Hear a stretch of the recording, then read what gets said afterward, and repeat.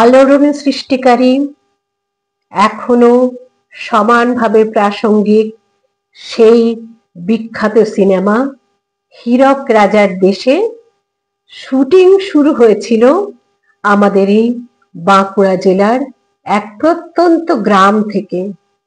আমি এর আগে জানতাম না, আপনি জানেন? তবে জেনে নিই আজ সকলে মিলে। এর আগের ভিডিওতে আমি শ্রদ্ধেয় শিক্ষক সত্যরঞ্জন চৌধুরী মহাশয়ের কথা বলেছিলাম। সেখানে আমি ওনার সুযোগ্য পুত্র গৌতম চৌধুরীর কথা উল্লেখ করেছিলাম। সেও খুব গুণী, নিজে আদর্শ বায়োলজির শিক্ষক হলে কি হবে, সাহিত্যের প্রতি তার অনুরাগ ভীষণ। বাবার জিন কিছুটা তো থাকবেই, অনেক কিছু না জানা তথ্য ওর লেখায় ফুটে উঠেছে। তাছাড়া বাবাকে উৎসর্গ করে একটি কবিতার বইও লিখেছে সে। আমরা সবাই মোটামুটি জানি হীরক রাজার দেশে শুটিং হয়েছিল পুরুলিয়া জেলার জয়চণ্ডী পাহাড়কে ঘিরে। বর্তমানে সেই জয়চণ্ডীর নাম হয়েছে সত্যজিৎ নগর। কিন্তু আমরা কি কেউ জানতাম সত্যজিৎ বাবু জয়চণ্ডী যাওয়ার আগে প্রথম কোথায় উঁকি দিয়েছিলেন? বাঁকুড়ার এই প্রত্যন্ত গ্রামটিকে বেছে নিয়েছিলেন তার বিখ্যাত ছবির জন্য। এই গ্রামের নাম সদিষ্টা, চৌধুরী বাবুর আদি বাড়ি, ওন্দা থেকে 1 কিলোমিটার দূরে। সেখানে ছোটবেলার স্মৃতি রয়েছে গৌতমের। সেই স্মৃতি সুখ স্বপ্নের মতন। আসুন আমরা সেই স্মৃতিচারণ থেকে কি কি পেলাম একটু দেখি। গৌতম চৌধুরীর লেখা ছোটবেলা নামক স্মৃতিচারণ থেকে। ছোটবেলার পড়াশোনা আমার ওন্দা হাই স্কুল থেকে বলা যায়। স্কুল থেকে সবে ফিরেছি, হঠাৎ কানে এলো চৌধুরীদের মানে আমাদের বাঁধের ধারে একটি ছবির শুটিং চলছে। এসেছেন নাকি বিখ্যাত চিত্র পরিচালক সত্যজিৎ রায়, বিখ্যাত অভিনেতা রবি ঘোষ, তপেন চ্যাটার্জি, আরো অনেকে। যদিও আমি এনাদের সম্পর্কে তেমন কিছু জানতাম না। আসলে তখন বয়সই বা কত ছিল, তখন ক্লাস 5-এ পড়তাম। খুবই রক্ষণশীল বাড়ি ছিল আমাদের। সিনেমা দেখা ভাবতেই পারতাম না, এমনকি রেডিও চালাতেও পারমিশন নিতে হতো ছায়াছবির গান শোনার জন্য। যাই হোক, পড়ি মরি করে ছুটলাম আমাদের বাঁধের পারে, যার নাম ছিল রঙ্গা। ধারে ধারে পান গাছের বরজ ছিল, এখন আর নেই।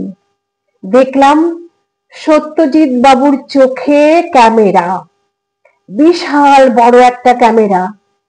বাঁধের পারে শ্রদ্ধেয় রবি ঘোষ, তপেন চ্যাটার্জি বাবু গান গেয়ে ঢোল বাজিয়ে বাজিয়ে আসছেন। হাঁ করে দেখতে লাগলাম। তারপর হঠাৎ সত্যজিৎ বাবুকে বলতে শুনলাম, চলে এসো, চলে এসো সবাই, একটু খাবার খেয়ে নাও। ওনাকে দেখলাম একটি চাদরের উপর বসে একটু গাটিকে হেলিয়ে আধ শোয়ার মতো করে বিশ্রামের মুডে। এখনো আমার গায়ে কাঁটা দিচ্ছে। আমার মতো একজন ক্ষুদ্র মানুষ ওনার মতো বিশাল ব্যক্তিত্বের সামনে দাঁড়িয়ে আছে। স্যার বলে সম্বোধন করে জিজ্ঞাসা করলাম, আপনি সত্যজিৎ রায়? উনি আমার নাম জানতে চাইলেন, কোথায় বাড়ি, বাবার নাম কি, কোন ক্লাসে পড়ি, আমার টাইটেল কি, আমাকে সব জিজ্ঞেস করলেন। চৌধুরী টাইটেল শুনে উনি বুঝে নিলেন যা বোঝার। বললেন, এটা তোমাদের বাঁধ? আমি বললাম, হ্যাঁ স্যার। উনি হাসলেন। উনি জানতেন যে এই বাঁধটি প্রয়াত ডক্টর সুধীর চন্দ্র চৌধুরীর নামে। বললেন, আমি জানি। উনি বললেন, ছবির নাম জানো যে ছবিটা আমি করতে এসেছি? আমি বললাম না। উনি বললেন, হীরক রাজার দেশে, শুনে নাও ভালো করে। আমি ফ্যাল ফ্যাল করে ওনার চোখের দিকে তাকিয়ে রইলাম। আমি ওনার অনেকটা কাছেই চলে গিয়েছিলাম। উনি বললেন, একটু সরে দাঁড়াও। আমি বললাম, আমায় ভালো লাগছে না। উনি বললেন, তা কেন হবে? আমি সিগারেট খাবো, তোমার ধোঁয়াটা লাগবে, এতে তোমার ক্ষতি হবে, তুমি অনেকখানি ছোট না। আমি দূরে সরে দাঁড়ালাম।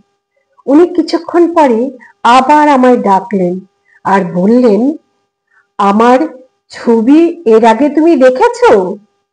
আমি বললাম, হ্যাঁ দেখেছি দুটো, এটাও দেখবে কেমন?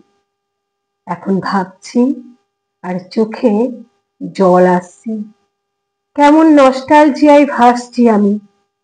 ওনাকে একটা প্রণাম ঠুকে বাড়ি চলে গেলাম।